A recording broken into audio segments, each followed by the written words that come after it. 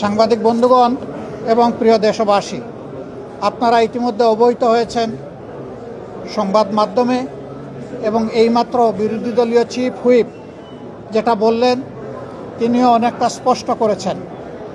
আজকে সকাল এবং বিকাল দুই দফায় সংসদ অধিবেশন অনুষ্ঠিত হয়েছে। দুই দফায় এমন কিছু বিল সংসদের সামনে এসেছিল, কিছু বিলে আমাদের কোনো আপত্তি ছিল না। আমরা মনে করি যে এইগুলা জনস্বার্থে প্রয়োজন। সেই বিলগুলোতে আমরা সম্মত হয়েছি এবং সর্বসম্মতিক্রমে সেইটা পাশ হয়েছে। আবার কিছু বিল সংসদে উত্থাপন করা হয়েছিল, যে এই বিলগুলোর মাধ্যমে সুস্পষ্টভাবে জনগণের অধিকার হরণ, সুপ্রিম কোর্টের এখতিয়ার কেড়ে নেওয়া এবং নির্বাচনী ব্যবস্থাকে ধ্বংস করার পায়তারা ছিল। আমরা সেই বিলগুলোতে আপত্তি উত্থাপন করেছিলাম। আমাদের আপত্তিতে আমাদেরকে সুযোগ দেওয়া হয়েছিল প্রথমে 2 মিনিট। আমরা প্রতিবাদ করে বললাম যে 2 মিনিটে তো কোনো বক্তব্য উপস্থাপন করা সম্ভব নয়। তখন স্পিকার মহোদয় প্রথম বক্তাকে 3 দফায় বাড়িয়ে 6 মিনিট দিলেন, যেটা ছিল আসলেই আমাদের উপর একটা কি বলবো, অবিচার কথাটা বলা ঠিক হয় না, তবে সুবিচার হয়নি। তারপরে আমরা দাঁড়িয়ে দেখলাম যে সংশ্লিষ্ট মন্ত্রী, তার কোনো সময়ের লিমিট নাই, দীর্ঘ সময় ধরে প্রাসঙ্গিক অপ্রাসঙ্গিক অনেক কথাই তিনি বললেন। আমরা তখন বললাম যে আমরা মাননীয় স্পিকারের কাছে আমরা সুবিচার আশা করি। একজনকে আনলিমিটেড টাইম পারমিট করা হচ্ছে আর আরেকজনকে 2 মিনিট দেওয়া হচ্ছে। মাননীয় স্পিকার, আমরা প্রস্তাব দিচ্ছি উভয়কেই পর্যাপ্ত সময় দেওয়া হোক। হ্যাঁ, সময় বাড়ানো হয়েছে, কিন্তু বিরোধী দলের জন্য সময় বেঁধে দেওয়া হয়েছে। 10 মিনিটের বেশি কথা বলতে পারবেন না। মন্ত্রীরা যখন দাঁড়িয়েছেন তাদের জন্য সময়ের কোনো লিমিট ছিল না, তারা আনলিমিটেড কথা বলেছেন। এই রকম ভারসাম্যহীনভাবে আজকে আমাদেরকে দিনটা অতিক্রম করতে হয়েছে। আমরা জনস্বার্থে আমরা সুস্পষ্টভাবে আমাদের আপত্তি জানিয়েছি যে আমরা বিচার বিভাগকে স্বাধীন হিসাবে দেখতে চাই। আর সেই বিচার বিভাগের স্বাধীনতার জন্য বিচারক নিয়োগ এবং স্বাধীন সচিবালয় বিচার বিভাগের কায়েম অতি জরুরি, যা ইতিমধ্যে একটি রায়ের মাধ্যমেও গতকাল এটা জনগণের সামনে এসেছে। আমরা বলেছি সংবিধান এবং সর্বশেষ রায় এই দুইটাই বলে দিচ্ছে যে এই দুই জায়গায় হাত দেওয়া সঙ্গত নয়, এটি অন্যায়, এটি বিচার বিভাগের উপরে নির্লজ্জ হস্তক্ষেপের সামিল। সুতরাং এখানেও আমরা ডিফার করেছি। এরপরে বিচারক নিয়োগের ক্ষেত্রে কথা এসেছে। তারাই যুক্তি দিতে গিয়ে প্রমাণ করেছেন যে অতীতে দলীয় বিবেচনায় যে সমস্ত বিচারপতিদেরকে নিয়োগ করা হয়েছিল তাদের হাতেই বিচারপতি খায়রুল হকের জন্ম হয়েছে, বিচারপতি মানিকের জন্ম হয়েছে এবং শপথবদ্ধ রাজনীতিবিদ জনাব এনায়েত রহিমের জন্ম হয়েছে। তারা এটা স্বীকার করেছেন।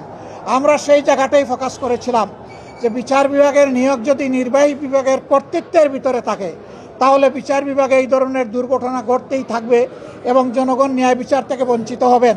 কাজেই আমরা চাই না যে এখানে নির্বাহী বিভাগের কোনো কর্তৃত্ব থাকুক।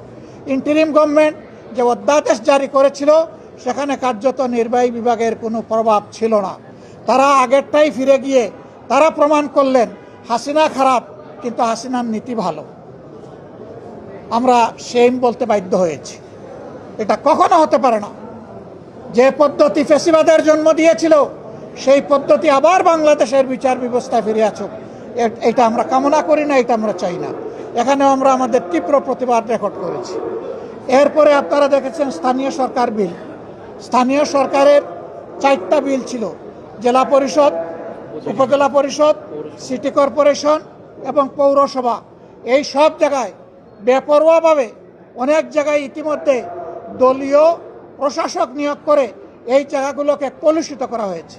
অথচ বিএনপি তাদের 31 দফা সংস্কার প্রস্তাব এবং তাদের নির্বাচনী ইশতেহার 2 জায়গায় পরিষ্কার বলেছে স্থানীয় সরকার লেভেলে যদি কোনো নির্বাচিত জনপ্রতিনিধি মারা যান অথবা কোর্টের দ্বারা সুস্পষ্ট দণ্ডিত হন সেই ক্ষেত্রেই কেবল প্রশাসক বসানো হবে, অন্যথায় নয়। এখন কোন কারণে তারা বসালেন তার কোনো জবাব তারা আমাদেরকে দিতে পারেননি। তারা মূলত এই টায়ারগুলোকে নির্লজ্জ দলীয়করণই করেছেন এবং তারও প্রতিবাদ আমরা জানিয়েছি। আমরা আশঙ্কা করছি এইভাবে বাংলাদেশের সবগুলো প্রতিষ্ঠানকে একদলীয় দলীয়করণ করা হবে। কার্যত এটি হবে আরেকটা ফ্যাসিজম, কার্যত এটি হবে আরেকটা অলিখিত বাকশাল। আমরা সেই বাকশালও চাই না, আমরা সেই ফ্যাসিজমও চাই না।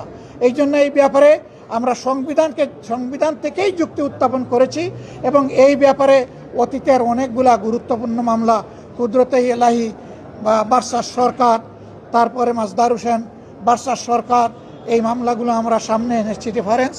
আমরা আশা করি এইগুলো আপনারাও জানেন। আমরা জনগণের পক্ষে, এই জন্য জনবিরোধী যে আইনগুলো আজকে সংসদে শুধুমাত্র টুটার মেজরিটির বলে পাশ করা হয়েছে, তারই প্রতিবাদ জানিয়ে, নিন্দা জানিয়ে আমরা সংসদ থেকে ওয়াক আউট করেছি। কিন্তু আমরা সংসদ বর্জন করি নাই।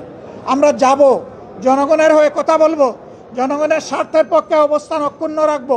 জনগণের স্বার্থের বিপক্ষে কিছু হলে আমাদের কণ্ঠ আবারও গর্জন করে উঠবে জনগণের অধিকারের পক্ষে, ইনশাআল্লাহ তাআলা আজিম।